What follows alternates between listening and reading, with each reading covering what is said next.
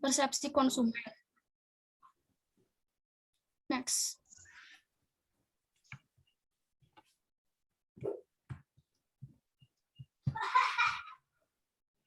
Definisi.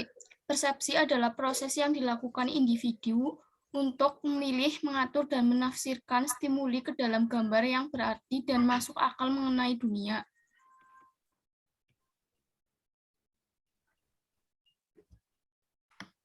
Unsur-unsur persepsi. 1. Sensasi, respon segera dan langsung dari alat panca indera terhadap stimuli yang sederhana, iklan, kemasan, merek.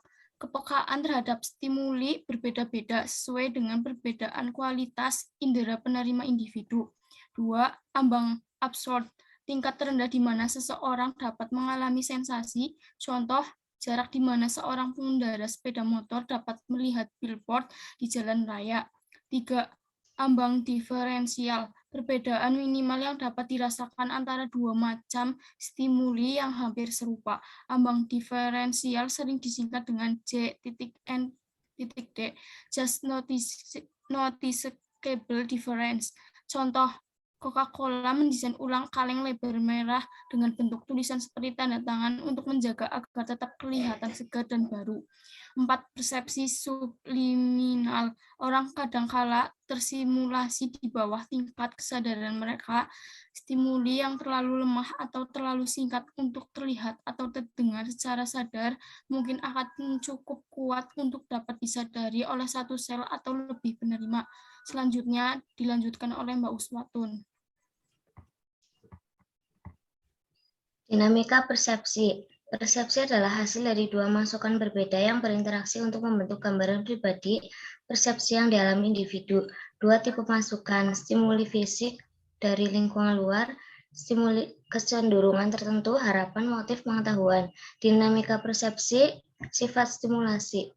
1. Keadaan produk, 2. Ciri fisiknya, 3. Rancangan kemasan, 4. Merek, 5. Iklan cetak, 6. Kontras. Dinamika persepsi harapan.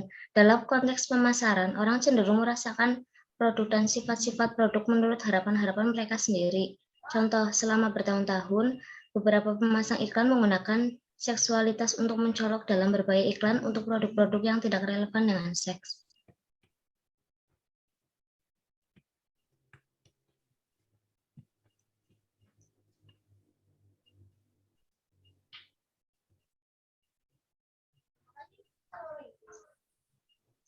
Selanjutnya dibacakan oleh Mbak Ida. Pengelompokan persepsi. Figur dan dasar. 1. Figur. 2. Dasar. Latar belakang. Para pemasang iklan harus merencanakan iklan mereka dengan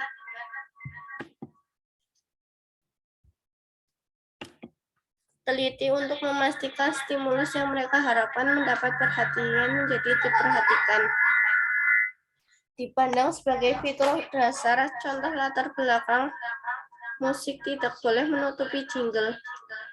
Interpretasi, penafsiran persepsi. 1. Pengaruh yang membelokkan. A. Penampilan fisik. B. Stereotip. C. Petunjuk yang tidak relevan. Dan D. Kesan pertama. Yang kedua adalah terlalu cepat mengambil kesimpulan. Efek halo. Berbagai citra konsumen. Repositioning produk atau jasa yang sama dapat diatur posisinya. Berbeda pada berbagai segmen pasar yang berbeda atau dapat diatur posisinya tanpa perubahan secara fisik. Contoh, PT Bank Mandiri, semula bank corporate, mengubah image menjadi bank yang dekat dengan pelanggan atau masyarakat menengah bawah. Persepsi mengenai harga. 1. Bagaimana konsumen memandang harga tertentu, tinggi, rendah, wajar mempunyai pengaruh kuat terhadap maksud membeli. Harga acuan. Setiap harga yang digunakan konsumen sebagai dasar perbandingan dalam menilai harga lain. A. Eksternal. B. Internal. 2. Persyaratan harga yang longgar dan objektif. Isyarat semantik, susunan kata-kata yang digunakan untuk menyampaikan informasi harga. mempengaruhi persepsi konsumen. A. Pernyataan harga longgar. Hemat sampai 10-40%. B. Pernyataan harga objektif. Memberikan satu tingkat diskon tunggal, hemat 20%. Selanjutnya akan dilanjutkan oleh Ismu.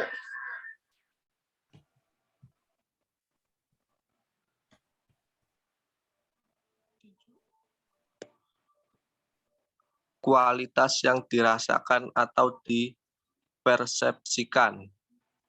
Kualitas produk yang dirasakan, isyarat intrinsik berkaitan dengan fisik produk seperti ukuran, warna, rasa, atau aroma. Syarat ekstrinsik berkaitan dengan harga, kemasan, iklan, dan dorongan teman sebaya. 2. Kualitas jasa yang dirasakan. Menilai kualitas jasa lebih sulit daripada produk karena perbedaan karakteristik jasa dengan produk fisik. Para pemasar perlu membakukan proses jasa supaya memberikan konsistensi kualitas jasa. 3. Kualitas yang dirasakan atau dipersepsikan.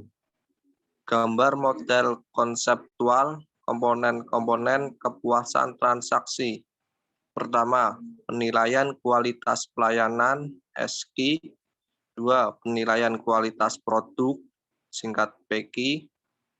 3. Kepuasan. 4. Transaksi. 5. Penilaian. 6. Harga.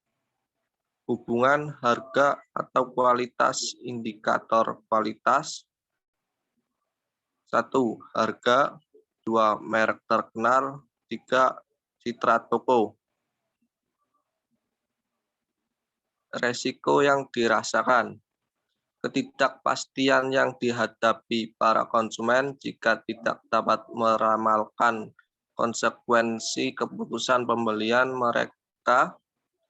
Tipe resiko yang dirasakan resiko fungsional. Pertama, resiko fisik.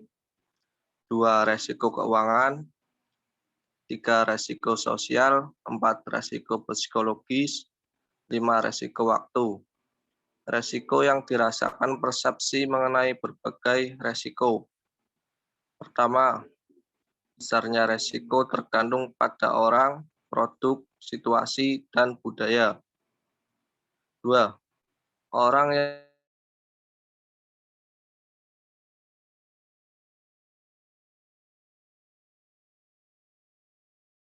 merasakan resiko tinggi digolongkan pembuat kategori sempit.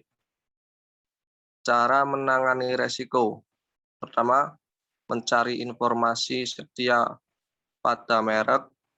2. Memilih berdasarkan citra merek. 3. Mengandalkan citra toko.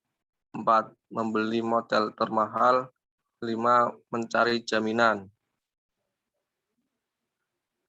Itulah hasil presentasi dari kami. Jika teman-teman masih bingung dan mempunyai pertanyaan, silakan tulis pertanyaan di link diskusi yang telah disediakan. Jika ada salah kata, kami minta maaf dan saya tutup presentasi dari kami. Wassalamualaikum warahmatullahi wabarakatuh.